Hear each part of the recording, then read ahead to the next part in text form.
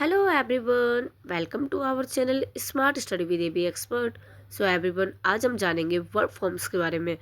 अगर आप हमारी इस वीडियो पे आए हो, आपको जानना है वर्ब फॉर्म्स के बारे में, तो ये वीडियो आप सभी के लिए वेरी इंपॉर्टेंट है। इस वीडियो के बाद आपका सारा कन्फ्यूजन दूर हो जाएगा। तो चलिए ज़्यादा देरी ना करते हुए वीडियो को स्टार्ट करते हैं। सबसे पहले हम जानेंगे वर्ब की डेफिनेशंस को। What is the definition of verb? नीचे आपके सामने स्क्रीन पे दिख रहा है कि वर्ब का डेफिनेशन होता क्या है। देखिए, यहाँ से लेके यहाँ तक मैंने जो बताया है, ये सारी लाइन्स आप सभी के लिए इंपॉर्टेंट है। तो चलिए इन लाइन को समझते हैं। A verb is a word. Simply समझ में आ गया। वर्ब क्या है? एक वर्ड है that indicates a physical action, जो किसका इंडिकेट करता है? फिजिकल एक्शंस को। What is the physical actions? For example, drive. Drive एक क्या है? ड्राइविंग करना एक फिजिकल एक्शन है। एक्शन मीन्स कोई काम, ठीक है। कोई भी काम को डेडिकेट करता है, इंडिकेट करता है क्या? वर्ब। अब वो काम किस तरीके का होना चाहिए? एक काम होना चाहिए फिजिकल एक्शन से, यानी कि कोई भी जो हम फिजिकली यानी कि अपनी बॉडी के थ्रू कर रहे हैं। ड्राइव हम अपनी बॉडी के थ्रू करते हैं। रनिंग हम करते हैं बॉडी के थ्रू, हम भाग रहे हैं, हमारी बॉडी का इस्तेमाल करके कर रहे हैं। प्लस हम अगर ईटिंग कर रहे हैं तो वो भी एक फिजिकल एक्शन है, हम अपने हाथों से उठा के खा रहे हैं। ये हमारा फिजिकल एक्शन हो गया। And a mental action. अब देखो, मेंटल एक्शंस क्या होता है? मेंटल एक्शंस में आता है जो मेंटली हम करते हैं, यानी कि जो हम अपने दिमाग से सोचते हैं। For example, think. थिंक हमारा एक मेंटल एक्शन है। इसके बाद हम देखेंगे और अ स्टेट ऑफ बीइंग। और अ स्टेट ऑफ बीइंग का मतलब होता है जिसमें कोई एक्शन नहीं होता, यानी कि इसमें कोई फिजिकल एक्शन या मेंटल एक्शन नहीं होता, वो ऑटोमेटिकली होता है। कोई एक्शन नहीं होगा, वो ऑटोमेटिकली वर्क होगा। एग्जिस्ट, इसका एग्जाम्पल अगर हम देखें तो एग्जिस्ट होगा। ओके, तो चलिए आगे देखते हैं हम। Every sentences content a verb. Verbs are almost and always used along with a noun or pronoun to describe what are the noun or pronoun is doing. It means जितने भी sentences होते हैं वो क्या करते हैं? जो भी सेंटेंस होते हैं वो वर्ब के साथ ही बनते हैं, ठीक है। वर्ब के साथ जरूर बनेंगे, कोई भी सेंटेंस हो। वर्ब के बिना तो कोई सेंटेंस नहीं बन सकता। But verb are almost and always, जो वर्ब है वो हमेशा और पूरी तरीके से और हमेशा used along with a noun, वो पूरी तरीके से इस्तेमाल होता है नाउन और प्रोनाउन के साथ। क्यों डिस्क्राइब होता है? क्यों यूज होता है, क्यों इस्तेमाल होता है? To describe what are the noun और प्रोनाउन इज डूइंग, यानी कि वो डिस्क्राइब करता है कि नाउन और प्रोनाउन क्या कर रहा है। तो चलिए अब हम आगे देखते हैं। आगे क्या है? यहाँ पे हम देखेंगे वर्ब के फॉर्म्स को। There are two types of verb. यहाँ पे अगर हम देखें तो दो तरीके के वर्ब्स हैं। देखिए, दोनों फॉर्म्स आपके सामने हैं जो कि आप देख सकते हो। फर्स्ट है हमारे यहाँ पे हेल्पिंग वर्ब एंड सेकंड है मेन वर्ब। तो देखिए गाइज, हमारे पास कितने तरीके के वर्ब है? ध्यान देना, यहाँ पे यहीं पे लोग कंफ्यूज होते हैं। टू टाइप्स ऑफ वर्ब होते हैं हमारे पास, एक होता है हेल्पिंग वर्ब, एक होता है मेन वर्ब। अब देखिए, पहले हम देखते हैं हेल्पिंग वर्ब क्या होता है। हेल्पिंग वर्ब होता है जब कोई सेंटेंस में, मान लो मेरा सेंटेंस है I am eating food. Okay, eating food. अब मान लो आई एम ईटिंग फूड, तो आई हमारा क्या है? आई तो हमारा सब्जेक्ट है, सब जानते हैं। ओके, आई हमारा सब्जेक्ट हो गया। एम हमारा हेल्पिंग वर्ब हो गया। और ईट हमारा क्या हो गया? ये भी वर्ब है बट ये मेन वर्ब है, यानी कि यहाँ पे क्रिया, ये क्रिया यानी कि काम को बता रहा है। ईट जो है यानी कि यहाँ पे खाने का काम चल रहा है, तो यहाँ पे क्रिया का पता चल रहा है हमारा, यानी कि वर्ब का पता चल रहा है। एंड एम जो है ना, वो हेल्पिंग वर्ब है। बिना एम के सेंटेंस इनकम्प्लीट है। तो देखिए, एम के बिना क्या होगा? अगर हमारा आईएनजी मिल रहा है, ईट में आईएनजी, तो फिर एम की ज़रूरत पड़ेगी। ये क्या करता है? हेल्पिंग वर्ब हेल्प करता है सेंटेंस को, और कहीं ना कहीं सबसे ज़्यादा हेल्प करता है हेल्पिंग वर्ब, वर्ब को हेल्प करता है। ये हेल्पिंग वर्ब इसलिए कहा गया है क्योंकि वर्ब की हेल्प करता है। अगर वर्ब अपने साथ आईएनजी लगाएगा तो उसे ज़रूरत पड़ेगी एम, इज एम आर की, ठीक है। तो यही होता है हेल्पिंग वर्ब। तो देखिए यहाँ पे क्या बताया गया, सबसे पहला क्या होता है? हेल्पिंग वर्ब, दूसरा होता है मेन वर्ब। तो मेन वर्ब किसी काम को बताता है, हेल्पिंग वर्ब क्या करता है? मेन वर्ब की हेल्प करता है, ठीक है। चलिए, मेन वर्ब और हेल्पिंग वर्ब के बहुत से एग्जांपल्स मैं आपको दे देती हूँ। सबसे पहले देखिए, हेल्पिंग वर्ब में आएगा आपका is, am, are, I, will, shall, was verb. ये सब आपके हेल्पिंग वर्ब्स हो गए, ठीक है। ये सारे हेल्पिंग वर्ब है। इसके अलावा मेन वर्ब की बात करें तो मेन वर्ब में क्या आएगा? मेन वर्ब में आएगा जिससे भी किसी काम का पता चले। लाइक ईट, ईट मीन्स खाना, प्ले मीन्स खेलना हो गया, एंड गो मीन्स जाना हो गया, कम मीन्स आना हो गया। एंड ऐसे ही जितने भी वर्ब होंगे, यानी कि ऐसे जितने भी वर्ड्स होंगे जिससे किसी काम का पता चले, वो हमारा क्या कहलाएगा, वो हमारा मेन वर्ब कहलाएगा। आई होप कि आप सभी को बिल्कुल ही क्लियर हो गया होगा कि हेल्पिंग वर्ब क्या होता है, मेन वर्ब क्या होता है। तो आगे बढ़ते हैं। अब हम देखेंगे 2 टाइप्स ऑफ मेन वर्ब। देखिए हमारा पूरा फोकस हमारा मेन वर्ब पे ही रहेगा, पूरा जितनी भी हमारी वीडियो रहेगी वो मेन वर्ब पे रहेगी, क्योंकि हेल्पिंग वर्ब तो मैंने आपको ईजिली बता ही दिया कि कौन कौन से होते हैं, is, am, are, was, were and will, shall. तो ये हमारा हेल्पिंग वर्ब हो गए। बाकी मेन वर्ब ना अनकाउंटेबल है, बहुत सारे हैं, इसलिए हम मेन वर्ब पे फोकस करेंगे। तो देखिए मेन वर्ब क्या है, 2 टाइप्स ऑफ मेन वर्ब होते हैं। कौन कौन से, एक होता है रेगुलर वर्ब एंड एक होता है इर्रेगुलर वर्ब। ठीक है, मेन वर्ब भी रेगुलर वर्ब होते हैं और इर्रेगुलर वर्ब। तो देखिए हम इन दोनों पे फोकस करेंगे सबसे ज़्यादा, पूरी वीडियो हमारी इन दोनों पे रहेगी। बट आगे बढ़ने से पहले एक चीज़ और देख लेते हैं। देखिए इन दोनों के भी टाइप्स होते हैं, यानी कि रेगुलर और इर्रेगुलर के भी टाइप्स होते हैं। एक होता है एक्शन वर्ब, एक होता है नॉन एक्शन वर्ब। अब देखिए एक्शन वर्ब क्या होता है, यानी कि जो रेगुलर वर्ब है ना वो भी एक्शन वर्ब हो सकते हैं, एंड इर्रेगुलर वर्ब है ये भी एक्शन वर्ब हो सकते हैं। एंड जो रेगुलर वर्ब है ये नॉन एक्शन वर्ब भी हो सकते हैं, और ये इर्रेगुलर वर्ब जो है ये भी नॉन एक्शन वर्ब भी हो सकते हैं। समझ में आया? तो ये इन दोनों के भी 2 टाइप्स होते हैं। ओके, तो देखिए अभी 2 टाइप्स क्यों होते हैं, क्या होता है हमारा एक्शन वर्ब और क्या होता है नॉन एक्शन वर्ब। देखिए जो कोई ऐसा वर्ब मतलब होगा मेन वर्ब ही, लेकिन ऐसा वर्ब जो कि क्या बताए, जो किसी काम को बताए।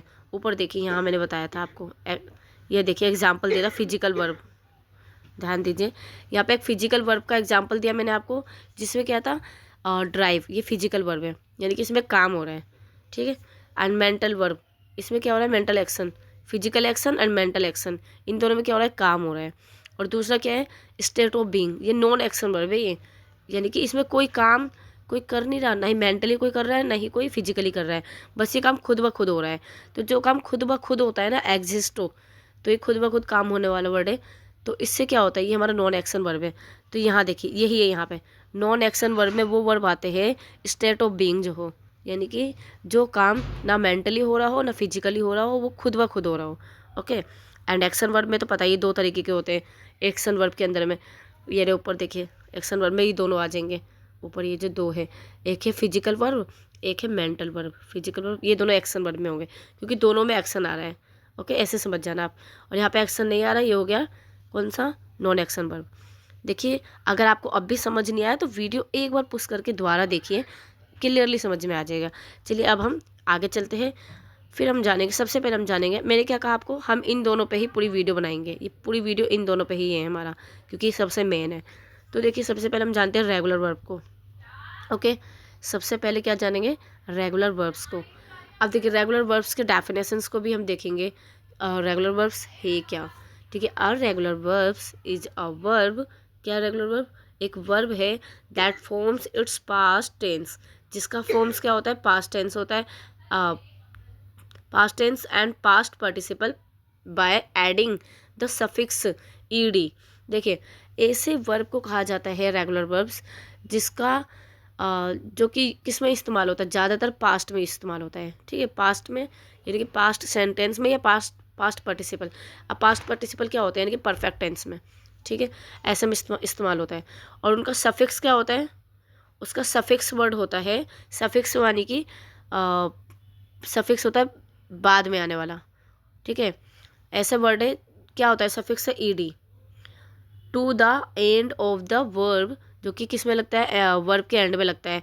फॉर एग्जाम्पल वॉक, वॉक का हो गया वॉकड। समझ में आया? अब देखिए सफिक्स क्या होता है मैं आपको ये बता दूंगा, कन्फ्यूजन हो रही है आप लोगों को। देखिए वॉक तो हमारा हो गया एक वर्ब, ठीक है वर्ब है हमारा नॉर्मली। अब देखिए वॉक में हमने क्या लगा दिया, वॉक के बाद लगा दिया ईडी। तो जब भी किसी वर्ड के मेन वर्ब के बाद अगर कुछ लगता है तो वो सफिक्स कहलाता है, ताकि वो उसकी मीनिंग को चेंज कर देता है। वॉक का वॉकड हो गया।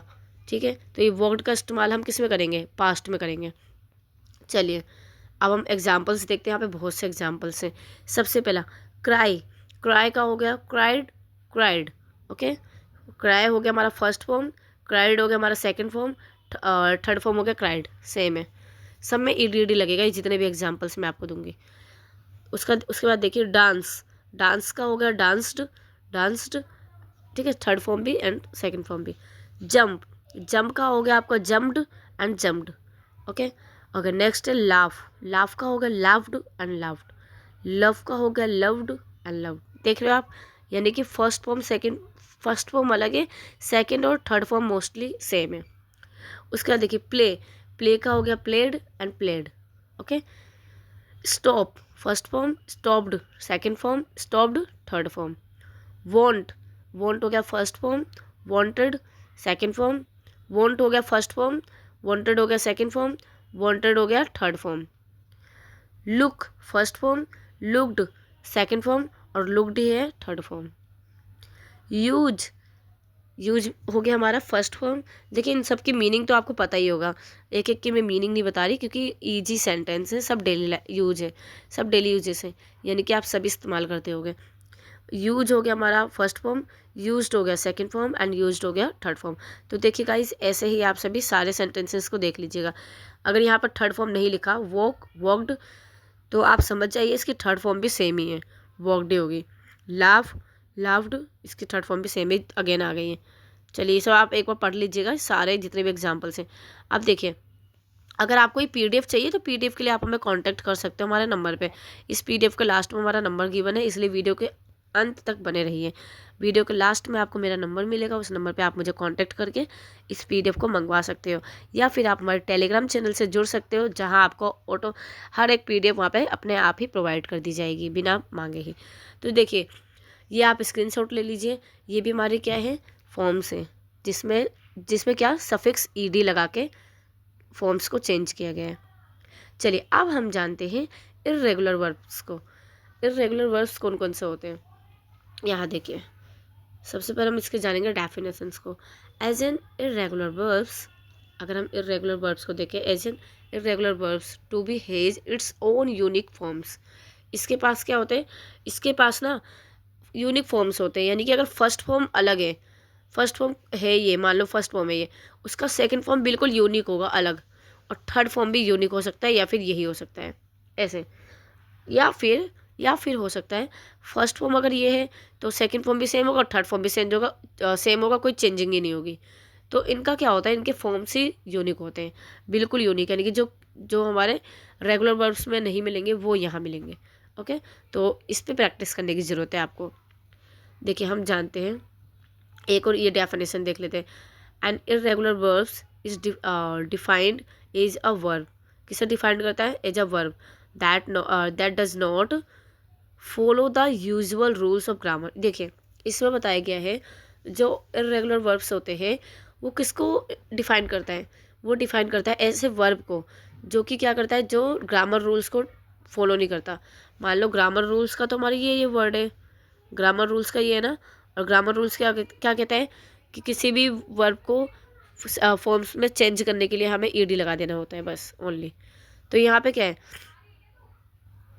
यहाँ पे बताया गया है कि यहाँ पे ईडी लगाने की जरूरत नहीं, यहाँ पे वर्ब ही चेंज हो जाएगा, वर्ड ही चेंज हो जाएगा, यूनिक हो जाएगा बिल्कुल। तो देखिए देखिए उसके बाद देखिए आगे हम चलते हैं। यहाँ देखिए ये क्या है, ये इतने सारे एग्जाम्पल्स सिर्फ आप सभी के लिए हैं, तो आप सभी इनके स्क्रीनशॉट ले सकते हो सभी एग्जाम्पल्स के। पीडीएफ के लिए तो आपको कांटेक्ट ही करना पड़ेगा, टेलीग्राम चैनल को ज्वाइन करना होगा। ये सारे एग्जाम्पल्स गिवन है। चलिए एक बार मैं आपको एग्जाम्पल्स बता देती हूँ। देखिए सबसे पहला एग्जाम्पल देखिए, फर्स्ट एग्जाम्पल है फाइंड। फाइंड मीन्स क्या होता है, ढूंढना। फाइंड का सेकेंड फॉर्म क्या है यहाँ पे, फाउंड। अब देखिए इसमें ईडी तो नहीं लगा, इसमें स्पेलिंग चेंज हो गई है। एंड यहाँ देखिए फाउंड, फाइंड का है फर्स्ट फॉर्म फाइंड है, सेकंड फॉर्म है फाउंड, थर्ड फॉर्म है फाउंड। सेकंड है गिव, गिव का गिव हमारा फर्स्ट फॉर्म, सेकंड फॉर्म है गेव, थर्ड फॉर्म है गिवन, ओके। उसके बाद है ड्रिंक, ड्रिंक फर्स्ट फॉर्म है, सेकंड फॉर्म है ड्रैंक, थर्ड फॉर्म है ड्रंक, ओके। फिर है क्या है, कैच, कॉच, फर्स्ट फॉर्म है catch, second form caught, third form भी सेम। सी, फर्स्ट फॉर्म है सी, सेकंड फॉर्म है शो एंड थर्ड फॉर्म है सीन। तो इस हमारे क्या हो गए फॉर्म्स, देखिए बिल्कुल ही डिफरेंट है, सब यूनिक फॉर्म्स हैं। तो इन सभी को आप ध्यान रखिए। ये सेंटेंस में बहुत गलती होती है, कुछ लोग क्या करते हैं कुछ लोग क्या करते हैं देखिए मैं बता दूं, आप सभी भी ने भी कर रखा होगा। मान लो फाइंड है, फाइंड वर्ड को आपने यूज किया सेंटेंस में। आप कुछ ढूंढ रहे हो, ठीक है, या फिर आप कुछ ढूंढते हो या ढूंढ रहे हो, तो उसमें आपने, ठीक है, प्रेजेंट में आपने फाइंड का यूज किया, फाइंड का एंड अगर आप पास्ट की बात कर रहे हो तो आप फाइंडेड लगा दोगे। मतलब बहुत से स्टूडेंट होते हैं किसी भी फॉर्म के साथ ईडी लगा दो और बन गया सेकंड फॉर्म थर्ड फॉर्म। ऐसा नहीं है, अगर ऐसा करोगे तो ये बिल्कुल ही ग्रामेटिकल गलत है। इसलिए आप ये सब ध्यान रखिए कि कौन सा ऐसा वर्ब होता है जिसके साथ ईडी लगा के नहीं, बल्कि उनको हमें कुछ क्या करना होता है, स्पेलिंग को रिप्लेस करके ही हमें फॉर्म्स को चेंज करने होते हैं। ये करना ज़रूरी होता है, ये सब ध्यान रखना है। ओके, चलिए ये सभी के स्क्रीनशॉट्स आप ले लीजिए या फिर आप हमें कांटेक्ट कीजिए, आपको ये सारी पीडीएफ प्रोवाइड कर दी जाएगी। यहाँ ऐसे ऐसे वर्ड्स गिवन है जो कि आप सभी के एग्ज़ाम्स के लिए वेरी वेरी इंपॉर्टेंट है। देखिए गाइज, अब आपको मेरा नंबर मिल चुका है, स्क्रीन पे आपको मेरा नंबर दिखाई देगा। इस नंबर पे आप मुझे कांटेक्ट कर सकते हो अगर आपके पास कुछ भी डाउट है। If you have any doubt so you can contact on this number. Okay, and मुझे बता सकते हो अगर आप इंग्लिश स्पीकिंग की क्लास लेना चाहते हो, जो कि आपका पर मंथ 150 रुपीज़ है। एंड क्या शेड्यूल है, क्या क्या होने वाला है, उसकी फैसिलिटी, अगर क्लास के बारे में जानोगे आप तो उन सभी के बारे में आपको बताया जाएगा।